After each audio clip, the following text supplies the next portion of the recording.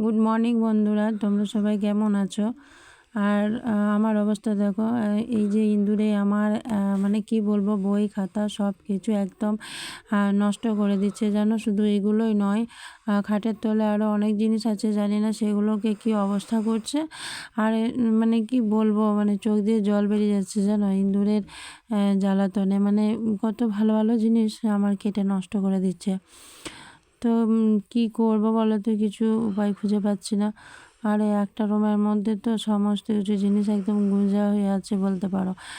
মানে একটুও ফাঁকা টাকা নেই। তারপর হচ্ছে ছোট দিনের বেলা, তোমার রোদও ঢুকতে পারছে না। আর ওই দিকে রান্না করতে যাচ্ছি তো এই দিকটা বন্ধ হয়েই থাকছে।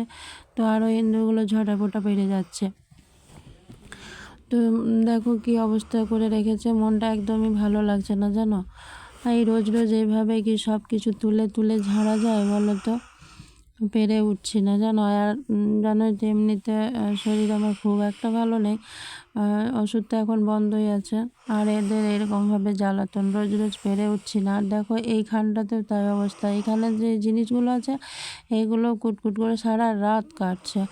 মানে লাইট না জ্বাললে ওরা মানে ঘুমোতেও দেবে না। আর এইদিকে দেখো যত বই খাতা ছিল সব নিচে ফেলেছি। তো এখন খাটটা একবার ঝেড়ে টেড়ে নেবো, বিছানা টিছানাগুলো ঝেড়ে নেবো, তারপর বইগুলোকে গোছাবো। আর দেখো এই যে আমাকে আমার ছেলেও সাহায্য করছে এই কাজগুলো করার জন্য। মানে পেরে উঠছি না জানো। বলবে যে কেন পারছো না। আসলে কি জানো, শরীর খুব একটা ভালো নেই। তো তবুও ধরো মানে একটা রুমের মধ্যে থাকছি তো। তো ইঁদুরের পায়খানার গন্ধ আর মানে আমি অতটা নিতেও পারি না, কোনো কিছুর গন্ধ নিতে পারি না। তো রোজ রোজ এইভাবে আমি আর পেরে উঠছি না জানো। আর সব কিছু নামিয়ে এই দেখো একটা রুমের মধ্যে কোথায় রাখবো, পা রাখার জায়গা থাকছে না। তো এভাবে ওই জন্য না রোজ রোজ যে পরিষ্কার করব সেটারও মানে মানে কি বলবো, খুব অসুবিধা করে পরিষ্কার করতে হয়। তো ওইদিকে তো ওইগুলো সব পড়ে আছে রুমে। আর এইদিকে আমি ভাতটা বসিয়ে দিয়েছিলাম, যতক্ষণ ওইগুলো মানে ঝাড়াঝাড়ি করছিলাম আর কি, নামিয়েছিলাম। তো ভাতটা হয়ে গেছে, আলুটা মাখা হয়ে গেলে ছেলেকে ভাত খাইয়ে দেবো আমি। হ্যাঁ, আমি খাইয়ে দেবো আজকে, তাহলে তাড়াতাড়ি খাওয়া হয়ে যাবে। আর এমনিতে অনেকটা দেরি হয়ে গেছে, যে মানে 10:30 বাজে এখন। তো চলো আমি ওকে ভাতটা খাইয়ে দিই, তারপর ও স্কুলে যাবে। আমি খাইয়ে দিলে তাড়াতাড়ি খাওয়াটা হয়ে যাবে। তো তারপর আমার কিন্তু ওইদিকে এখনও কাজগুলো বাকি আছে, তো সেই কাজগুলো আবার করব। তো ওকে স্কুলটা পাঠিয়ে দিই। তো খাওয়া দাওয়া করে এই দেখো স্কুল যাচ্ছে। দেখো ও সেরা ব্যাগটা নিয়ে যাচ্ছে। তোমরা বলবে একটা ব্যাগ কিনে দিতে পারো না। হ্যাঁ, ব্যাগ ওর বাবা কিনে রেখেছে ওখানে। তো এই সপ্তাহে বাড়ি আসবে তো তো ছেলেও বলছে ঠিক আছে বাবা আসুক, তারপর নতুন ব্যাগ নেব। ওই আশাতে এখন দিন গুনছে। তো চলো আমি এখন আবার ভেতরে ঘরে যাই, দিয়ে ঘরটা পরিষ্কার করে গুছিয়ে টুছিয়ে নিই।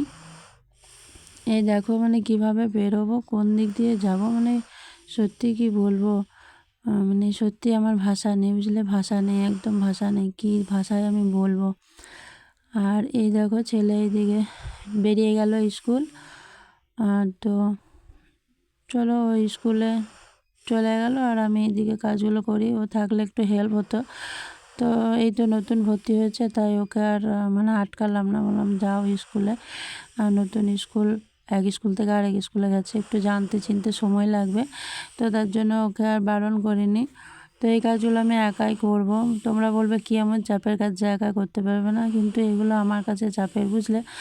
মানে কোমরের ব্যথার জন্য মানে পেরে উঠি না আর কি। তো দেখো এই যে সব গোঁজা মানে বার করেছি, কিছু বই খাতা এখানে রাখলাম। আর এই দেখো একটু একটু করে বই খাতাগুলো, টেবিলটা ভর্তি হয়ে গেছে। এবার হচ্ছে টেবিলটা পরিষ্কার করব। তো চলো ঝাটপাট দিয়ে নিয়েছি, একটু মোছা টোছা করে নিলাম।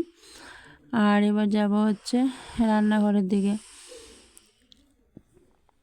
দেখো টেবিলটাও আবার পরে আমাকে পরিষ্কার করতে হবে, সময়ও করে উঠতে পারছি না। মানে তোমাদেরকে বোঝাতে পারবো না, তবে বলবো পরে। তো এই দেখো বাসন টাসন সবই পড়ে আছে, রান্নাঘরে ভাত আছে আমার, আমি ভাত খেয়ে নেবো, তারপর এগুলো ধোয়া মোছা পরিষ্কার করব। তো চলো আজকে এখন এই পর্যন্তই।